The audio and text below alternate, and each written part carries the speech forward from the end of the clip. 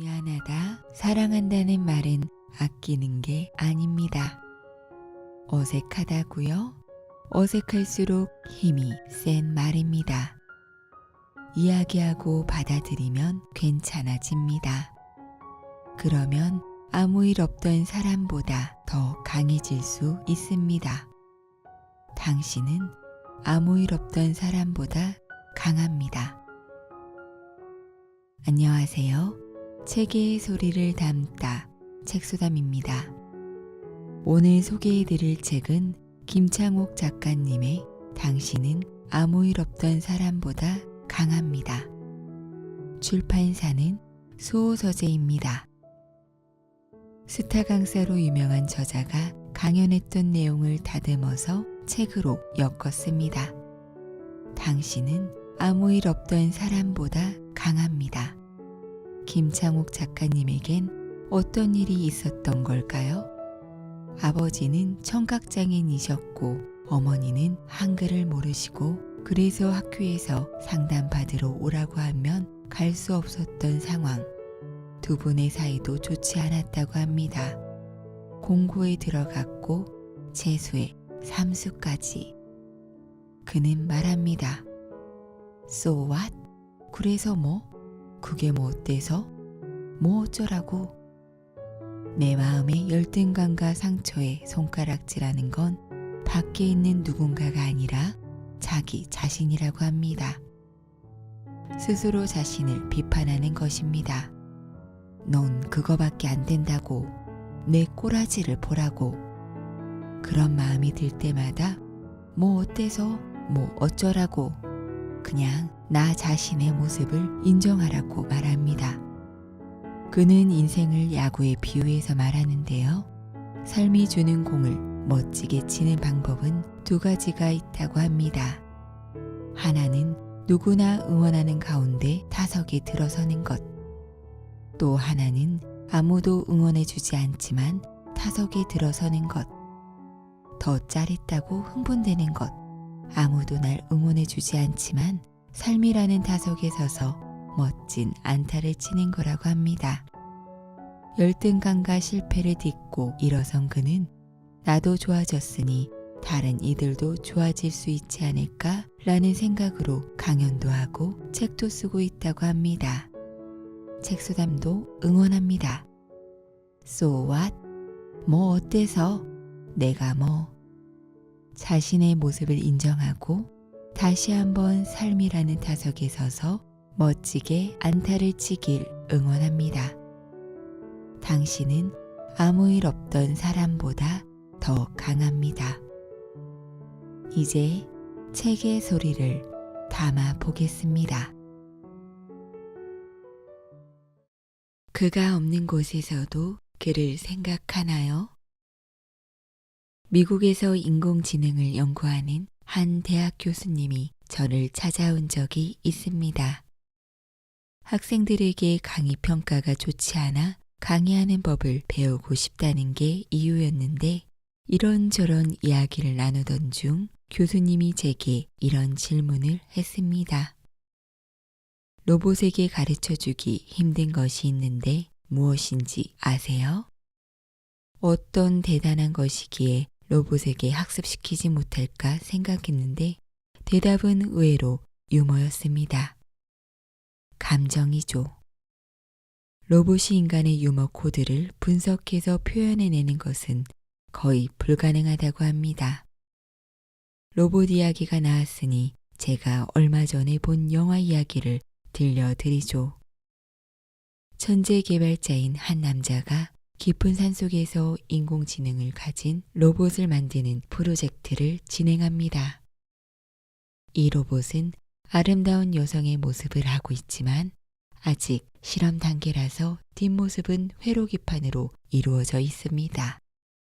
개발자는 유능한 프로그래머를 프로젝트에 참여시켜 여성 로봇의 인격과 감정이 진짜인지 아니면 프로그래밍 된 것인지를 밝히는 테스트를 진행하게 합니다. 로봇이 사랑을 느낄 수 있는지, 그리고 그 사랑을 느낌으로써 남자를 유혹할 수 있는지를 테스트하는 것이었지요.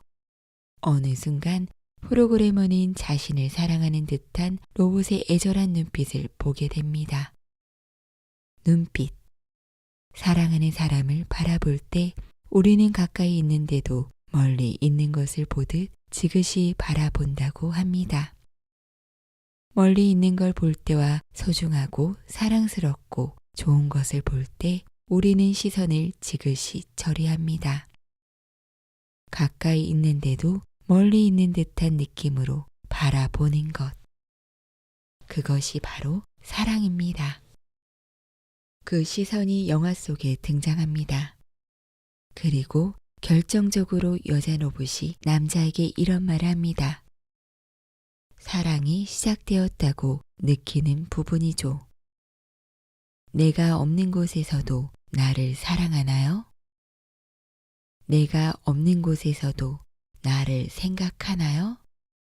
당신에게도 그런 존재가 있나요? 저는 이 대사를 들으며 이 말이 바로 사랑의 시작이자 중심이라고 생각했습니다. 우리 직장 생활을 한번 볼까요? 퇴근 후의 직장을 생각하면 그건 직장이 아닙니다. 그건 그 사람의 사랑이에요. 출근하기 전에 회사에서 할 일을 생각한다면 그건 직장이 아닙니다. 그건 그 사람의 사랑이지요. 가수가 하루 일을 마치고 집으로 돌아와 노래 생각을 하지 않고 무대를 생각하지 않는다면 그건 사랑이 아니에요. 그건 그 사람의 직장이고 직업이고 일입니다. 새로운 직장이나 직업을 얻고 싶은 분께 혹은 지금 싱글이라 새로운 인연을 만나고 싶은 분께 권하고 싶은 이야기가 이 영화 속에 나옵니다. 사람들은 대개 취업을 할 때 가장 먼저 이렇게 물어봅니다. 그 회사 힘들어? 돈 많이 줘? 하지만 힘이 들어야 힘이 생깁니다. 이게 힘의 법칙입니다. 힘을 들이지 않고 힘 있는 사람이 되려 하는 것은 불안당이라고 합니다. 아니 불에 땀 한자를 써서 땀을 흘리지 않고 무엇을 얻으려는 사람을 뜻하죠. 힘이 들어야 힘이 생깁니다. 그러니 힘들어? 하고 묻는 것은 매우 바보 같은 질문입니다. 내 사랑인지를 물어봐야 합니다. 그 사랑을 확인하기 위해 로봇은 이렇게 말하는 것입니다. 내가 없는 곳에서도 나를 생각하나요? 출근하면 점심에 뭐 먹을지만 생각하고 점심을 먹은 뒤로는 퇴근만 생각하고 퇴근 후에는 또 내일 출근하는 것을 염려하는 그런 사람이 많습니다. 혹시 이렇게 살고 있다면 그 직장을 나오세요. 그 회사를 위해서, 내 소중한 삶을 위해서. 그리고 사랑을 찾으세요. 이 직장이 힘드냐 안 힘드냐, 이 사람과의 관계가 힘드냐 안 힘드냐는 중요하지 않아요. 직장 생활도 인간관계도 나와 내 삶의 관계에서도 힘드냐 안 힘드냐는 중요하지 않아요. 내가 그것 혹은 그 사람이 없는 곳에서도 생각하는 그런 존재를 찾는 것이 중요해요. 그런 사람이 있다면 분명 좋은 사랑이고 그런 일이 있다면 힘들여 해내서 내 힘을 키울 수 있는 좋은 직업입니다. 지금 당신이 그가 없는 곳에서 그를 생각하고 있다면 깊은 사랑에 빠진 것입니다. 저도 지금 그 사랑에 빠져 있습니다. 그때야 비로소 살아있는 것 같았습니다. 그가 없는 곳에서 생각하는 그가 무엇인지 찾아보세요. 그는 사람일 수도 있고 춤일 수도 있고 일일 수도 있고 악기 연주일 수도 있습니다. 그런 사랑이 사람을 생기 있게 만듭니다. 저는 최근에 단역으로 영화배우 일을 시작했습니다. 영화에 굉장히 짧게 나오거나 혹은 촬영했지만 편집되어 안 나올 수도 있습니다. 오디션을 볼 때는 분명 대사가 있었는데 어울리지 않는다고 대사를 없애버리기도 하고 실제 출연 시간이 1, 2초에 그치기도 합니다. 어떻게 보면 아무것도 아니고 어떻게 보면 처음 시작한 사람으로서 출연 자체가 엄청난 기회일 수 있습니다. 저는 대사도 없는 그 1, 2초 출연을 위해 시간을 쪼개 레슨을 받고 있습니다. 촬영에 들어가기 전부터 영화 생각만 나고 촬영이 끝난 뒤에도 머릿속에서 영화가 떠나질 않아요. 내 몸에 피가 도는 것 같습니다. 활력이 생기고 진정 살아있는 것 같습니다. 그것과 함께 있지 않아도 그것을 생각하게 되는 순간이 당신에게 오기를 바랍니다. 잘하지 않아도 좋습니다. 잘하건 잘하지 않건 사랑입니다. 뭔가를 잘하고 1등을 하기 위해서라기보다 그 자체를 사랑하는 것이 진정한 우승이고 승리입니다. 한 번은 유럽 청소년 축구팀으로 간 한 소년의 인터뷰를 보았습니다. 유럽 축구와 한국 축구의 차이를 묻는 질문에 소년이 이렇게 말했습니다. 한국은 이기기 위해 축구를 하는 것 같고 이곳은 즐기기 위해 축구를 하는 것 같아요. 그 차이는 어떤 결과를 낳을까요? 골대 앞까지 공을 몰고 간 선수는 골을 넣어야 하는 결정적인 순간이 왔을 때 이겨야 한다는 마음에 사로잡혀 골 결정력을 잃고 맙니다. 잘하려 하지 말고 사랑하려 하십시오. 잘하려 하기보단 사랑하려 할 때 진정한 성과를 창출할 수 있습니다. 지금 당신에겐 어떤 사랑이 있나요? 맛있는 것을 먹을 때, 좋은 곳에 갔을 때 누군가가 생각난다면 그 사람은 당신의 사랑입니다. 그것이 없는 곳에서도 그것을 생각한다면 그건 당신의 사랑입니다.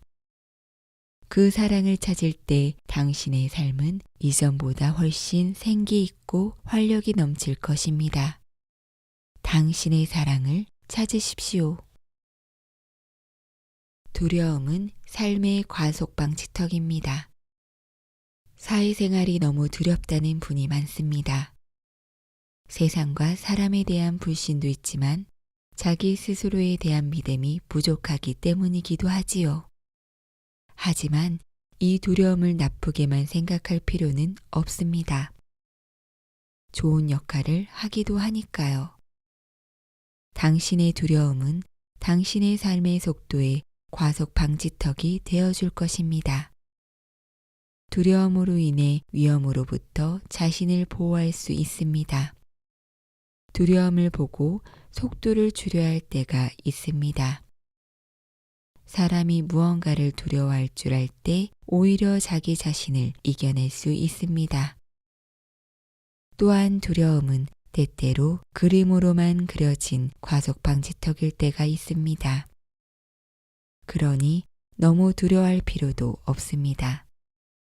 과속 방지턱이 높게 솟아 있는 경우도 있지만 색깔만 과속 방지턱처럼 칠해 놓은 곳도 있습니다. 두려움은 총알 없는 총과 비슷합니다. 실존이 아닌 내 생각일 뿐인데 그 두려움에 매몰되어 평생 두려움 안에서 살지는 마십시오. 긴 세월을 산 건 아니지만 세상에는 실제로 아프고 두렵고 힘든 일이 많다는 것쯤은 저 역시 경험으로 알고 있습니다. 하지만 두렵다고 주저앉지는 마십시오. 두렵다고 죽지는 않습니다. 이 두려움을 이기는 방법은 두려움과 마주하는 것입니다. 두려움의 실상을 똑바로 바라보는 것이죠. 눈 딱 뜨고 마주보면 실상은 별것 아닌 것이 더 많습니다. 두려움이 주는 경고와 주의는 받아들이되 그 기운에 밀리지는 마세요.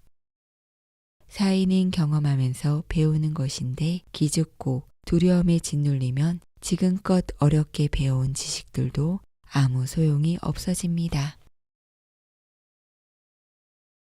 진정 낫고 싶으신가요? 강연이 끝나면 한두 분 사연 있는 분이 저를 찾아오십니다. 어느 날 지방 강연이 끝나고 한 분이 강사 대기실로 찾아오셨습니다. 너무 간절한 눈빛에 얼굴에는 풀 한 폭이 꽃 한 송이 없는 분이셨어요. 그리고 그게 굉장히 오래되신 것 같았습니다. 사람이 유머가 있으려면 몸이 건강해야 해요. 강의를 심각하게 하면 아무리 좋은 내용을 얘기해도 다 쿨쿨 주무시니까 저는 항상 재미있는 에피소드를 준비합니다. 그런데 재미는 에피소드 내용만으로 나오는 게 아닙니다. 감정이 건강하지 않으면 아무리 재밌는 이야기를 해도 웃기지 않고 오히려 어색하고 이상한 분위기가 됩니다.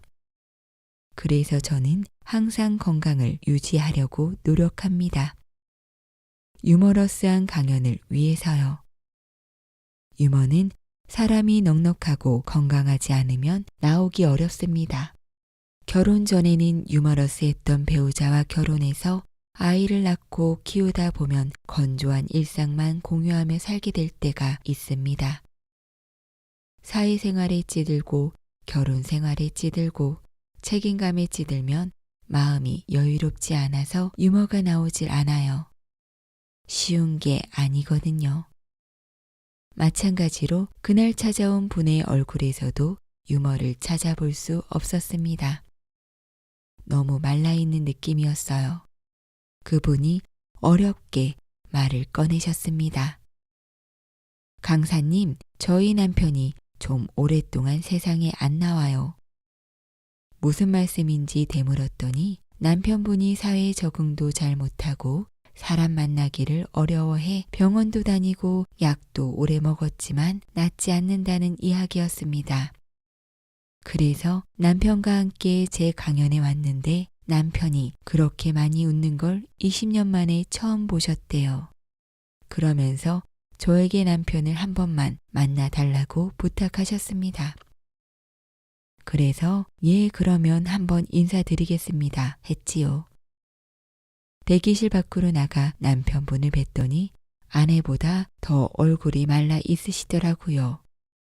생기라고는 찾아볼 수 없는 얼굴이었어요. 아내분이 나중에 얘기해 주셨는데 굉장히 오랫동안 고시를 준비하다가 자꾸 떨어져 결국 포기하셨다고 해요. 대한민국의 고시라는 게 사람도 못 만나고 고시원에 처박혀 공부 하나에만 매달려 사는 거잖아요. 사람이 온전한 정신을 유지하기가 쉽지 않습니다. 이분도 준비를 하다가 안 되고 또 안 되고 그러다 보니 자신의 웅덩이에 깊이 빠지신 것 같았어요. 아내분이 저에게 어떻게 했으면 좋겠냐고 물으셨습니다. 그런데 제가 어떻게 할 수 없는 문제잖아요. 전 하나만 물었습니다.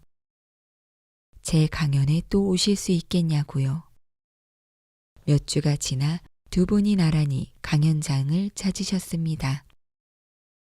그리고 또 저에게 어떻게 했으면 좋겠냐고 물으시기에 이번에는 제가 물어봤어요. 아버님, 계속 계셨던 그 동굴에서 나오고 싶으십니까? 네. 그러면 될지도 모르겠습니다. 아버님이 나오고 싶다고 하시니까요. 성경을 보면 예수가 안증뱅이를 다시 서게 하는 기적을 일으키시기 전에 그 사람에게 물어봅니다. 무엇을 원하느냐고. 왜 자꾸 물어보는 걸까요? 사정이 빤한데 말입니다. 눈이 안 보이는 사람에게 왜 넌 뭘 원하느냐고 물어보는 걸까요? 걷지 못하는 사람에게 왜 넌 뭘 원하느냐고 물어보는 걸까요? 저는 기적은 하늘과 땅이 맞닿아야 이루어지는데 내 안에서 진짜 무엇을 원하는지를 알고 그것을 얘기하는 것이 땅에서 하늘로 신호를 쏘아 올리는 것과 같다고 생각합니다. 내가 무엇을 원하는지 아는 것이 먼저입니다.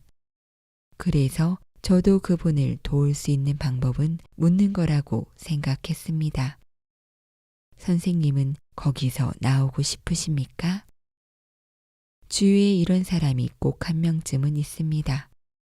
상처받았다고 주변 사람에게 계속 이야기하지만 정작 자신은 그 상처의 동굴에서 나오고 싶어 하지 않는 사람 말입니다. 그리고 계속 위로해 달라고만 하는 거지요. 나 좀 도와줘. 나는 과거에 이런 상처가 있어. 그러니까 네가 나를 보살펴줘야 해. 이러면서 계속 위로만 받으려고 해요. 그런데 말입니다. 그런 분들은 진정으로 위로를 받아들이지도 않습니다. 위로를 해달라고 하지만 위로를 받으려 하지 않는 기형적인 현상이죠. 물 없는 웅덩이에 빠진 사람들이 제 강의를 많이 듣습니다. 어쩌면 저에게 위로받고 싶으신 걸지도 몰라요. 저는 이렇게 묻고 싶습니다. 거기서 나오고 싶으신가요? 아니면 계속 주변에서 던져주는 비상용 위문푼을 받고 웅덩이 안에서 살고 싶으신가요? 나와야죠. 그리고 물 없는 웅덩이에 빠진 다른 사람을 도와야죠. 그게 괜찮은 삶인 것 같습니다. 언제까지 위로를 받겠습니까? 누군가를 위로하면서 다시 위로받을 수 있습니다. 언제까지 계속 주저앉아 있을 건가요? 저는 그분께 작게나마 이 이야기를 헌정하고 싶습니다. 나오고 싶다고 하신 그 선생님께 말씀드렸습니다. 선생님께 3가지를 추천드리고 싶습니다. 제 강연 많이 보시지 마시고 도움이 된다면 하루에 한 편만 보기. 2번째, 밥맛이 없어도 끼니 거르지 않기. 3번째, 하루에 한 번 5분, 10분이라도 산책하기. 할 수 있으시겠습니까? 여쭈니 하시겠다고 합니다. 제가 성악을 하면서 알게 된 목소리 좋아지는 방법 하나 알려드리겠습니다. 성악은 배 에너지를 씁니다. 배 에너지를 훈련하는 방법 중 제가 쓰는 것은 코로 숨을 들이마셨다가 스스스 하는 소리를 내며 숨을 내뱉는 겁니다. 배에 힘이 들어가지요. 배 안의 소리와 관련된 근육이 훈련됩니다. 혹시 좋은 목소리를 갖고 싶다면 이 연습을 해보세요. 이 훈련은 목소리뿐만 아니라 배 근육을 키워주기 때문에 매우 좋습니다. 사람에게 가장 중요한 중심 근육이 복부와 허리에 있습니다. 사람이 손을 움직일 때 허리와 배 근육이 먼저 움직인다고 합니다. 눈동자, 손가락, 발가락 다 마찬가지입니다. 만약 중심 근육을 다치면 꼼짝달싹 할 수 없게 되겠지요. 우리 삶에서도 근본이 아프면 삶의 구체적인 행동을 할 수 없게 됩니다. 우리가 하는 모든 말과 행동은 나의 중심과 연결되어 있습니다. 우리의 중심 근육은 과거와 내가 어떤 방식으로 관계를 맺고 있는지로 이루어져 있습니다. 부모가 서로 어떻게 관계 맺는지를 보고 자라는 것, 그리고 부모가 나에게 어떻게 했는지, 내가 본 책, 내가 들은 말, 내가 만난 사람, 내가 한 경험이 최종적으로 현재의 나를 만듭니다. 내 중심 근육이 되어주는 거지요. 그리고 이 근육은 보이지 않아도 나의 행동, 말투, 인지를 다 결정합니다. 그러니 우리에게 문제가 있다면 근본을 봐야 합니다. 누구나 살다가 상처를 크게 받고 평생을 누워 지낼 수 있습니다. 삶을 누워 지내는 거지요. 왠지 아세요? 그게 제일 상처 안 받는 길이거든요. 사람들과 살아도 그냥 누워 있습니다. 애를 낳아도 엄마가 그냥 누워 살아요. 상처받기 싫거든요. 너무 아프거든요. 전에 한번 아파봤거든요. 그렇게 피하고 외면하면 우리는 하나를 얻고 10개를 잃게 될 것입니다. 일어서서 나오십시오. 일어서는데 그렇게 큰 힘이 드는 거 아닙니다. 여러분, 힘 좀 쓰십시오. 자기 자신을 위해 돈도 좀 쓰십시오. 그렇게 많이 필요하지 않습니다. 조금 쓰십시오. 일단 일어나서 힘이 좀 나면 우리 눈에 일어나지 못하고 있는 주변 사람들이 보일 것입니다. 그러면 그 사람에게 꼭 당신의 손을 내밀어 주십시오. 고스톱을 잘 치려면 삶이 고스톱이라면 일단 배를 잘 받아야 합니다.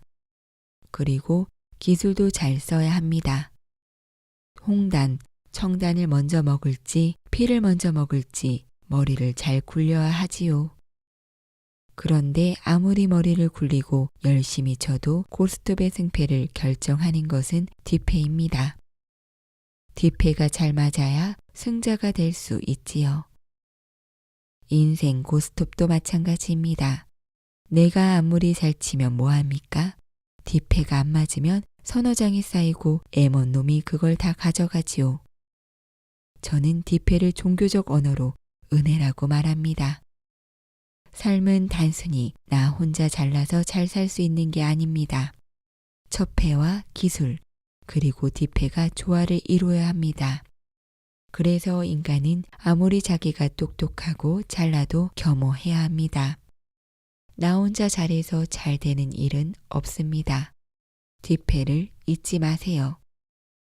그럴수록 감사의 마음도 내 주변을 챙기는 마음도 마르지 않을 것입니다. 잠깐 촬영만큼 중요한 편집이 남아 있습니다. 사람이 겉에서 보기엔 멀쩡한데 내면이 조금씩 썩어가는 경우가 있습니다. 남들은 눈치채지 못하고 자기 스스로도 뚜렷한 원인을 알 수 없을 때가 있지요. 저도 1, 2년 전부턴가 제 안에서 뭔가 문제가 생기는 것 같다는 느낌을 받았습니다.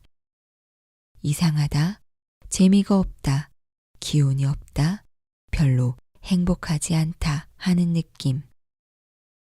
저같이 강의하는 사람이 제일 하기 어려운 말이 힘들다, 어렵다, 재미없다, 행복하지 않다입니다.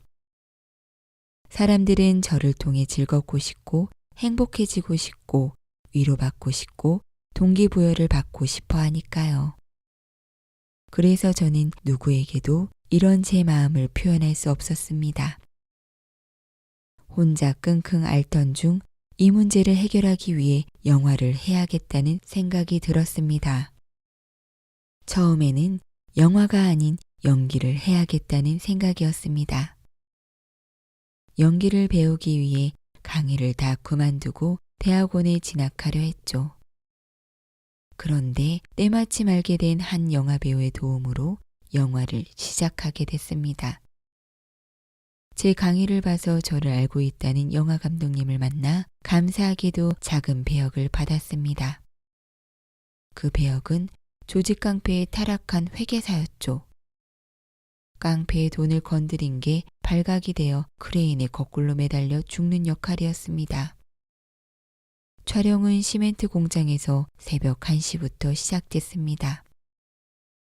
크레인에 거꾸로 매달려 시공창 물에 담겼다 빠졌다 담겼다 빼졌다 그러다 맞다 그러다 죽는.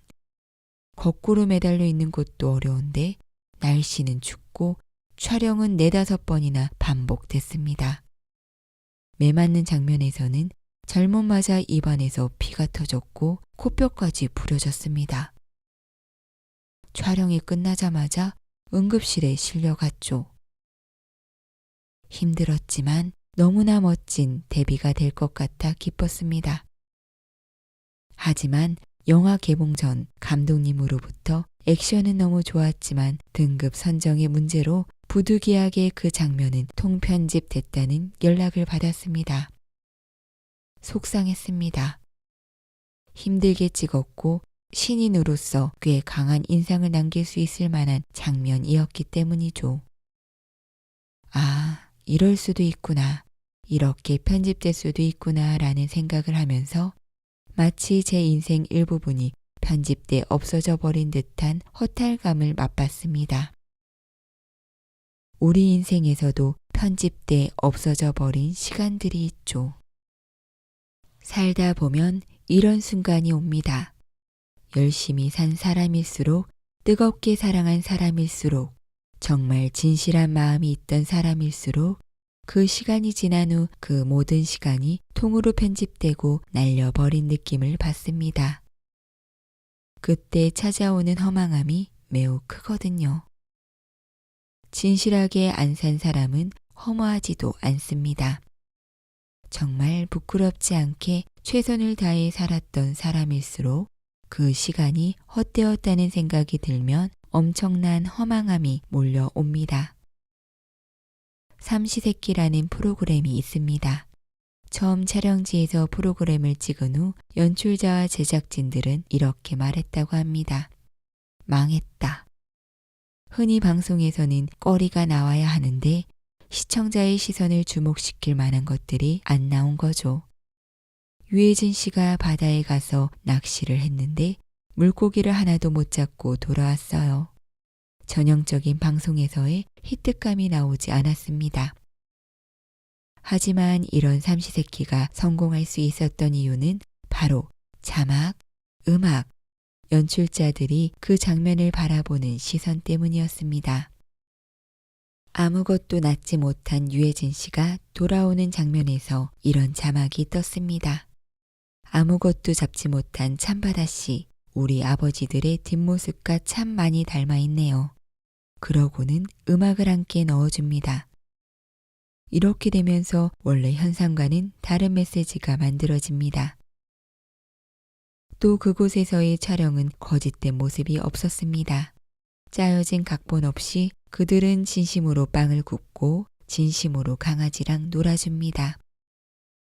출연자들은 진짜로 행동하고 연출진들은 그 모든 것에 의미를 부여하고 음악을 넣고 자막을 써서 그 상황을 새롭게 바라보게 만들어주는 거지요. 인생은 촬영에서 끝이 아닙니다. 편집도 있습니다. 사람은 자신의 삶을 자기가 산 삶으로만 생각해요. 즉, 내가 찍은 분량만 생각하지요. 그래서 내 인생을 내가 살아온 30평생, 40평생, 50평생으로 끝났다고 생각해요. 왜냐? 그렇게 찍었으니까. 하지만 제가 보기에 삶은 영화 같아서 촬영이 있고 종합 편집이 있습니다. 음악, 자막을 어떻게 넣고 어디를 잘라서 어디에 붙일 것인지, 어떤 관점으로 보고 어떤 스토리로 구성할 것인지에 대한 종합 편집. 사람들이 제 강의를 듣는 이유를 생각해 보면 제가 뛰어나거나 훌륭하게 살았기 때문이 아닙니다. 그런 삶을 살지도 못했고요. 사람들이 겪었을 법한 이야기, 제가 더 진하게 겪었거나 연하게 겪었던 이야기, 그 촬영본을 그냥 말하지 않기 때문입니다. 종합 편집을 해서 시선을 바꾸고 의미를 붙여서 말하기 때문입니다. 연기 자체를 바꿀 수는 없어요. 이미 산 삶을 바꿀 수는 없어요. 못 돌려요. 그런데 우리는 자꾸 돌이킬 수 없는 삶에 대한 후회와 원망, 그 사건을 일으킨 인간에 대한 미움과 분노로 내 삶을 깎아먹고 있어요. 하지만 그 삶에 대한 종합 편집권은 우리에게 남아 있습니다. 그 시간을, 그 사건을 어떻게 바라볼 것인지, 어떤 자막을 넣고 어떤 감성의 음악을 틀어놓을 것인지, 저는 이렇게 추천드려요. 바꿀 수 있는 것이 있다면 바꾸시라고. 할 수 있는 거라면 하시라고. 그리고 할 수 없고 바꿀 수 없다면 살아온 인생에 대해 스트레스 받지 말고 종합 편집을 해보시라고. 당신의 삶에 문제가 있는 게 아닐 수도 있습니다. 삶을 바라보는 당신의 시선에 문제가 있을 수도 있습니다. 처음에는 어려울 수 있습니다. 어렵다면 저 사람은 자기 삶을 괜찮은 시선으로 종합 편집하네 하는 사람 곁으로 가세요.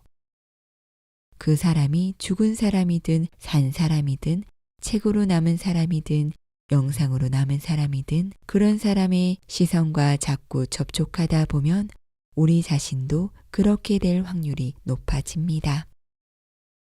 저는 강의할 때 부모님 이야기를 많이 하는 편입니다. 많은 부모님이 그렇듯 저희 부모님 사이는 그다지 좋다고 할 수 없었고 그 과정에서 어머님이 하신 촌철살인 같은 표현은 제 강의에서 웃음과 공감에 큰 역할을 합니다. 그때 제가 하는 생각이 우리 부모님이 사이가 안 좋았던 것도 감사한 일이었네 였습니다. 제가 처음부터 그랬을까요? 제게 조그만 문제가 생길 때마다 부모님께 화살을 돌리던 시절도 있었습니다. 내가 심리학에서 배웠는데 부모의 사이가 좋지 않은 건 부모가 자식을 거부한 거래. 그러니 거부당한 아이들은 남에게 거부당하지 않으려고 먼저 사람들을 잘라내 버리는 거야 하며 사람들과 관계 맺기를 꺼리던 시절도 있었습니다. 더 이상 상처받고 싶지 않으니 더 이상 가까이 오지 못하게 했던 거죠. 하지만 지금은 그 또한 감사한 일이라는 사실을 알게 되었습니다. 부모님 사이가 안 좋은 걸 어떻게 바꿀 수 있을까요? 이미 충격과 상처는 받아버렸는데 그 자체를 어떻게 바꿀 수 있겠어요?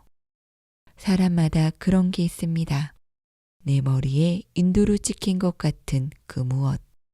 아무리 지우려 해도 상처의 흔적까지는 지울 수 없는 그 무엇. 인간관계의 문제든 부모 자녀 사이의 문제든 과거 일어난 사건과 상처의 문제든 잊을 수 없는 기억의 문제든 그렇다면 편집해 보십시오. 우리는 삶을 촬영해 놓고 그게 삶의 전무인 양 생각합니다. 그 삶 안에는 실패, 두려움, 이별, 명퇴, 실망, 배신 등이 있습니다. 그리고 그게 삶의 전부인 줄 아는 거예요. 삶은 촬영과 종합 편집의 합성입니다. 살아온 것으로만 끝나지 않습니다. 그 삶에서 나와 우리가 우리의 삶을 편집하고 새로운 시선을 넣을 수 있다면 망했다고 생각했던 프로그램이 최고의 프로그램이 되듯 우리 삶도 그렇게 될 수 있습니다.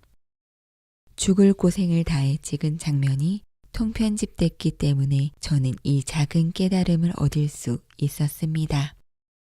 통편집됐다는 사실 하나만 생각하고 그게 내 인생이라고 여겼다면 저는 이 이야기를 여러분과 나누지 못했을 것입니다.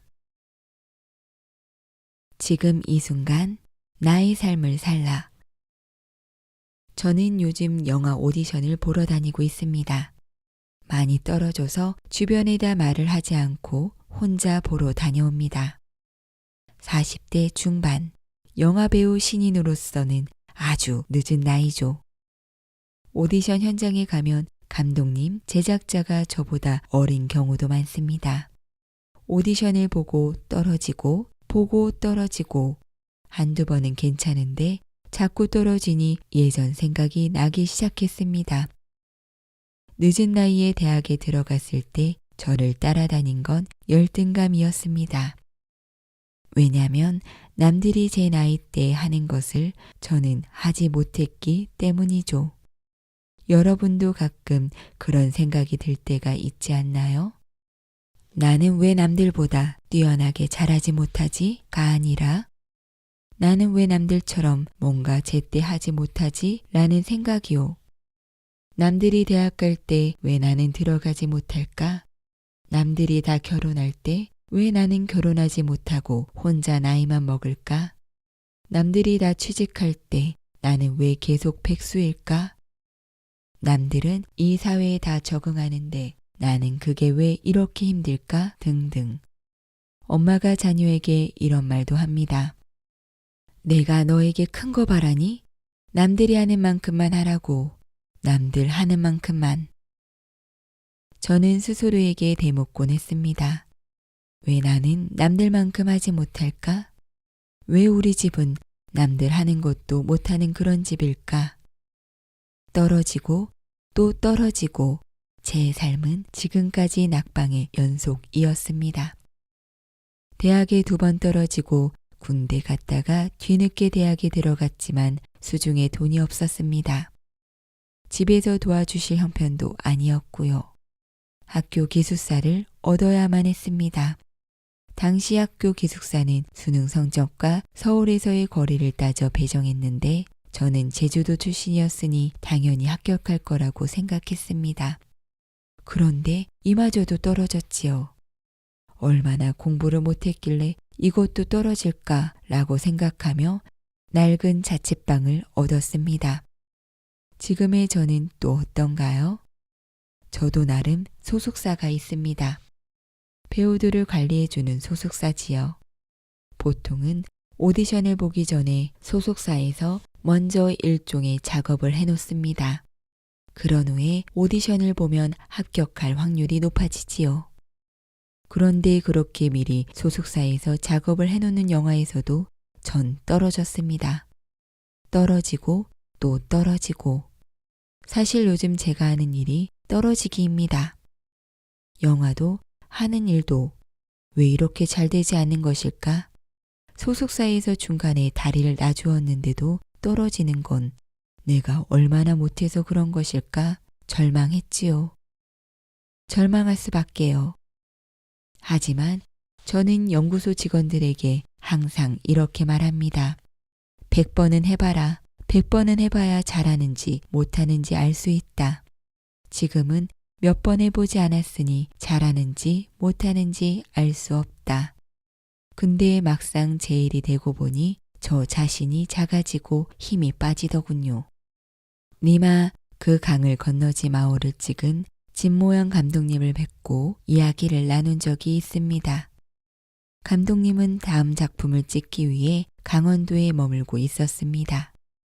이방인이라는 영화였습니다.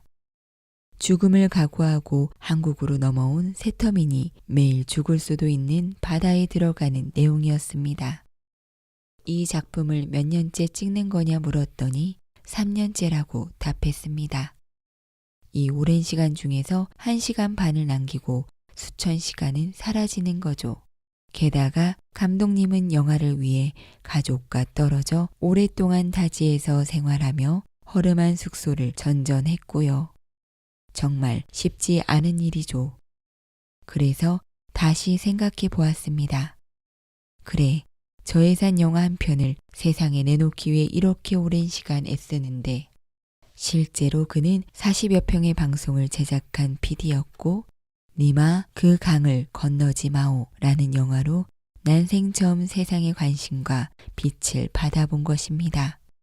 우리는 살면서 떨어지고 또 떨어집니다. 일도, 인간관계도, 사업도. 지금 당신도 뭔가에 자꾸 떨어지고 있다면 40번은 해보면 좋겠습니다. 물론 저도 그렇게 하려 합니다. 이 끝이 어딘지 가보고 싶습니다. 힘이 들겠지만요. 오디션에 혹은 내가 원하는 곳에 합격했을 때야 비로소 진정한 내 삶이 시작된다고 할 수 있을까요? 오디션을 준비하는 시간은 소중하지 않나요? 목표를 위해서만 준비하는 시간인가요? 합격 이전의 삶은 내 삶이 아닌가요? 만약 그렇게 생각한다면 우리 삶이 너무 아까울 것 같습니다. 그래서 저는 저 자신이 오디션에 붙지 못해도 아주 좋은 연기를 하는 배우가 되지 못해도 삶의 순간순간에 나 자신이 존재했으면 좋겠다는 작은 결론에 도달했습니다. 여러분도 저처럼 원하는 것이 있을 것입니다. 삶의 오디션에 합격하고 싶은 그 무엇이 있을 것입니다. 그것이 사업이든 인간관계든 아이들이 안정적인 궤도에 오르게 되는 것이든 하지만 그 이전에도 우리의 삶이 그곳에 살아있었으면 좋겠습니다. 우리는 자꾸 뭔가를 통과해서 저 너머의 세상으로 가야지만 내 삶이 있을 거라고 생각합니다. 또 그것을 희망이라고 생각하고 거기에 속아 넘어갑니다. 하지만 아시다시피 하나의 오디션을 통과하면 그 다음엔 또 다른 관문이 나타납니다. 여러분 삶의 오디션은 무엇인가요? 그 오디션에 자꾸 떨어지는 상황인지, 오디션에 붙어 좋은 상황인지, 저는 임용고시라는 제 삶의 가장 큰 오디션을 준비하고 있습니다. 대학까지는 무난하게 지나왔는데 임용고시라는 시험을 앞두고 두려움이 앞섭니다. 이 길을 선택한 게 잘한 일인지 아니면 지금이라도 다른 선택을 해야 하는지.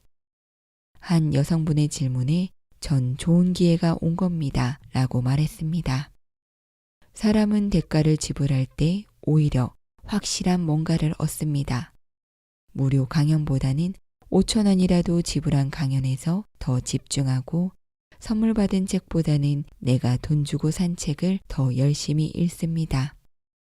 지금까지 무난히 살아왔다면 자신이 원하는 것이 무엇인지 잘 모를 수 있습니다. 하지만 지금 두려움에도 불구하고 그 길을 가고 싶다면 그 길이야말로 자신이 원하는 길입니다. 두려움이라는 그 길을 걷는 대가를 지불하고라서도 가고 싶은 길인 거지요. 이럴 땐 외부에 묻기보다는 자기 자신에게 물어봐야 합니다. 넌 이렇게 두려운데도 그 길을 가고 싶니? 그러면 내면이 답을 해올 것입니다. 안 되겠어. 하고 싶지 않아. 라고 대답한다면 그건 당신이 좋아하는 것, 당신의 사랑이 아닙니다. 아니야, 두려워도 하고 싶어. 라고 대답한다면 그것이야말로 당신의 사랑입니다. 사람들은 좋아하는 것을 하면 두렵지 않을 거야 라고 착각합니다. 좋아하는 것을 하거나 사랑을 하면 두렵지 않고 외롭지 않고 무섭지 않다는 것은 환상입니다. 사랑의 확신은 두려운데도 하고 싶어입니다. 그것이 더 사랑에 가깝습니다. 사랑은 그래서 사랑해도 있지만 그럼에도 불구하고 사랑해가 더 큰 사랑입니다. 자신에게 물어보세요. 넌 이렇게 두렵고 낯선데 그럼에도 불구하고 그 길을 가고 싶니? 김창욱 작가님의 에필로그에 있는 내용으로 마지막 인사말을 대신합니다. 사람 사는 게 참 비슷합니다. 그런데도 진실하게 꺼내놓기가 너무 힘들지요. 살다 보면 장마도 찾아오고 곰팡이도 피어날 것입니다. 가끔씩 나를 햇볕에 말리면 좋겠습니다. 자연스럽게 생기는 삶의 곰팡이를 꺼내 햇볕에 쏘이고 바람도 통하게 해주십시오. 책을 덮고 좋은 사람을 만나고 좋은 자연도 찾으십시오. 마음을 산책시키십시오. 책에 소리를 담다 책소담 여기서 마칩니다.